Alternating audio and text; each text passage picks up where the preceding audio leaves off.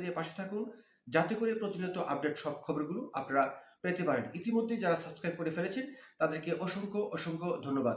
প্রিয় দর্শক, আমাদের বাঙালি জাতির জন্য সবচেয়ে দুর্ভাগ্যের বিষয় হচ্ছে যে এই অন্তর্বর্তীকালীন সরকার আমাদের মুক্তিযুদ্ধ, আমাদের ৭১কে তারা কবর দিয়ে ২৪-এর চেতনায় তারা উজ্জীবিত হয়ে তারা আজকে যেই আমাদের বিজয় দিবস উদযাপন করা হয়েছে সেই বিজয় দিবস অনুষ্ঠানে বক্তব্য দিয়েছেন।